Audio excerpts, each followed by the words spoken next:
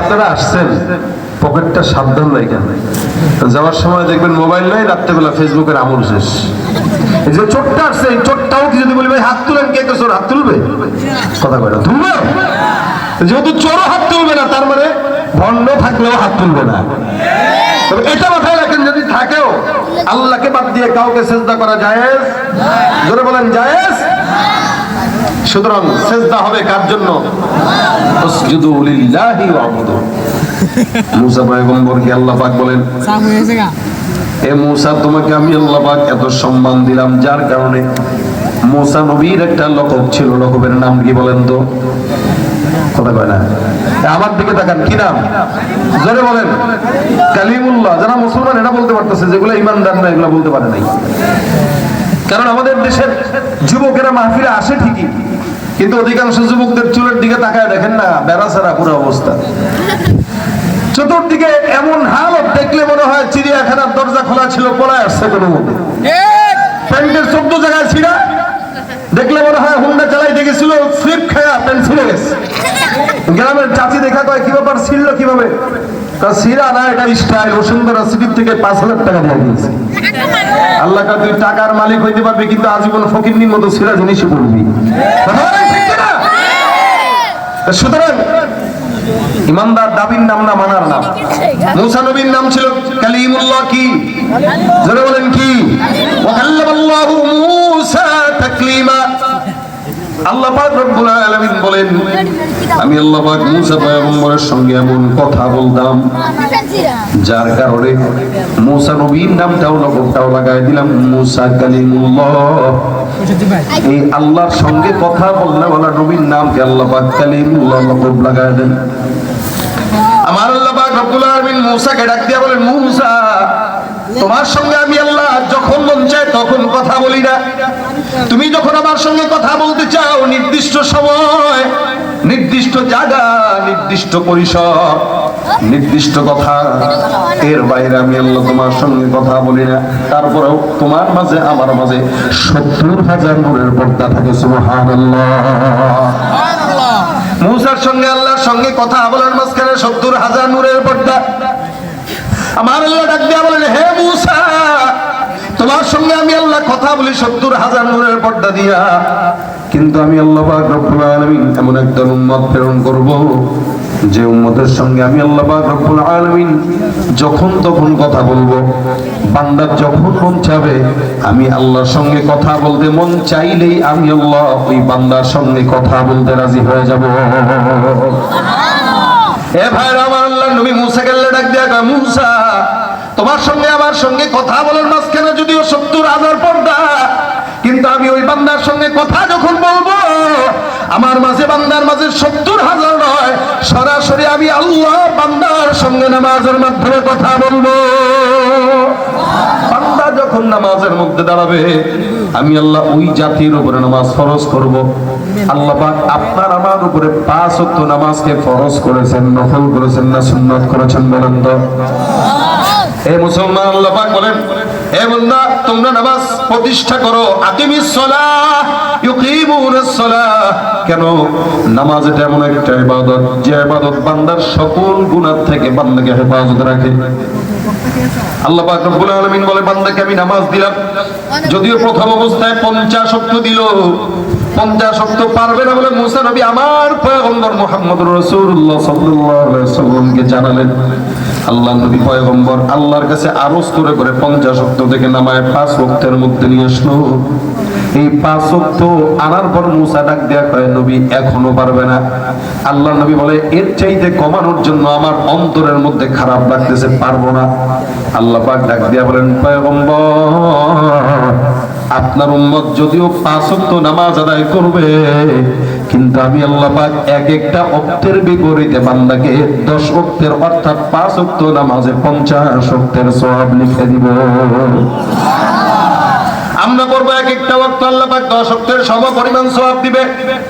আল্লাহর নবীকে আল্লাহ পাক ডাক দিয়া কয়, মুসা, আমার উম্মত দিয়ে আমি আল্লাহ আখিরি জামানার পয়গম্বর মুহাম্মদুর রাসূলুল্লাহর উম্মত বানাবো। ওই বান্দাদেরকে ওরা জমিনের মধ্যে আসবে, আমি আল্লাহ তাদের উপরে নামাজ ফরজ করব। বান্দা যখন ফজর থেকে এশা পর্যন্ত 5 ওয়াক্ত নামাজের মধ্যে সূরা ফাতিহা তেলাওয়াত করবে। এই যে প্রত্যেকদিন 5 ওয়াক্ত নামাজ ফরজ সুন্নাত সহ আমরা 32 বার সূরা ফাতিহা তেলাওয়াত করি।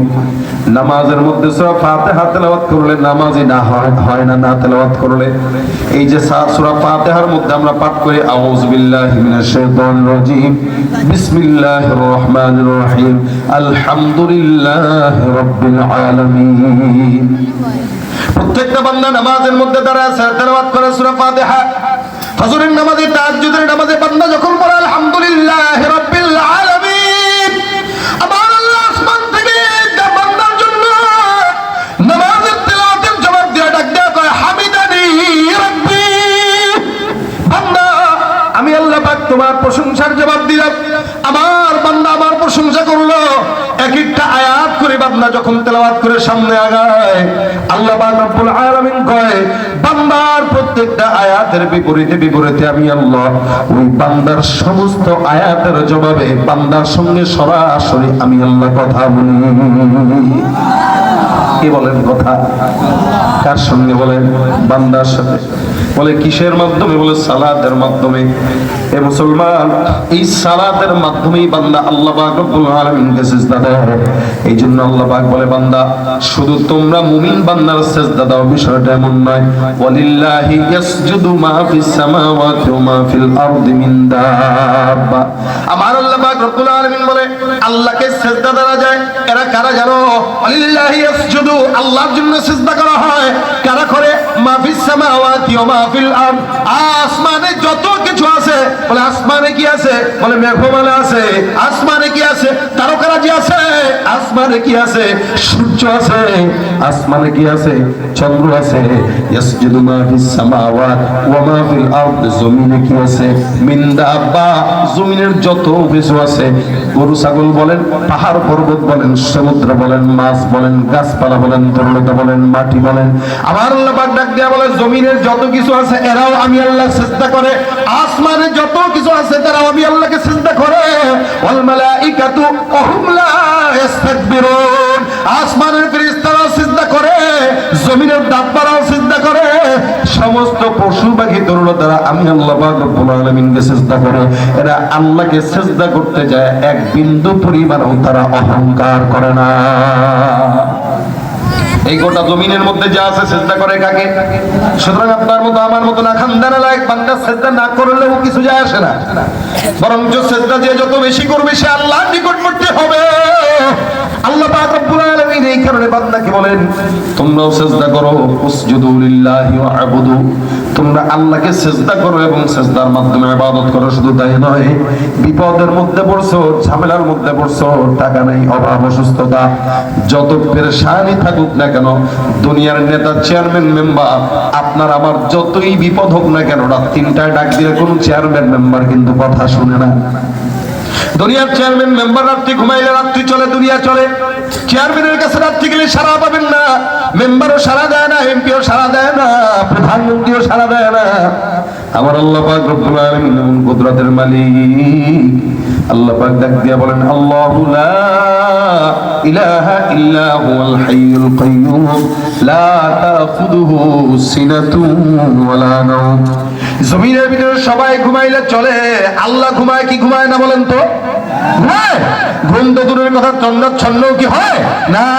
এলাকার চেয়ারম্যান ঘুমাইলে এলাকা চলে, রাষ্ট্রের প্রধান ঘুমাইলে রাষ্ট্র চলে, বাংলাদেশের সরকার পালায় গেল রাষ্ট্র চলে। কিন্তু আমার মাওলায় 1 সেকেন্ডের জন্য অবর্তমান হলে এই গোটা দুনিয়া কোনোদিন চলতে পারে না, ঠিক কিনা? শিশুকালে মায়ের দুধ বাঁচাও খোদা প্রাণ, মায়ের সেবা বেড়ে উঠি তোমার অবদান, বন্ধু হয়ে ভালোবাসা, বন্ধু হয়ে ভালোবাসা ছড়াও জগৎময়, তোমার মতো প্রিয় বন্ধু যার হৃদয়ে তার কি আর থাকে থাকতে পারে তার কি আর থাকতে পারে চিন্তা মৃত্যুর ভয় তোমার মতো প্রিয় বন্ধু যার হৃদয়ে রয় বন্ধুকে জোরে জোরে বলেন আল্লাহ। আমার আল্লাহ পাক রব্বুল আলামিন নামাজের মাধ্যমে বান্দার সঙ্গে কথা বলে। কোন বান্দা বিপদে পড়লো, অভাবে পড়লো, অনটনে পড়লো, মুসিবতে পড়লো, ডাকাতের কবলে পড়লো, সন্ত্রাসের কবলে পড়লো, কঠিন সমুদ্রের ভিতরে তুফানে পড়লো, রাস্তাঘাটে এক বিপদে পড়লো, মুসিবতে পড়লো, শত্রুতার বশে পড়লো, আল্লাহ পাক ডাক দিয়া বলেন ইয়া আইয়ুহাল্লাযীনা আমানু ইসতাঈনু বিস-সাবরি ওয়াস-সালাহ। এই বান্দারের বল বিপদের ভিতরে পড়বা, সবরের সঙ্গে নামাজের মাধ্যমে আল্লাহর কাছে সাহায্য প্রার্থনা করো। সবরের সঙ্গে নামাজের মাধ্যমে আল্লাহর কাছে কি চাও? সাহায্য চাও। দেখেন আল্লাহ পাক ইমানদারদেরকে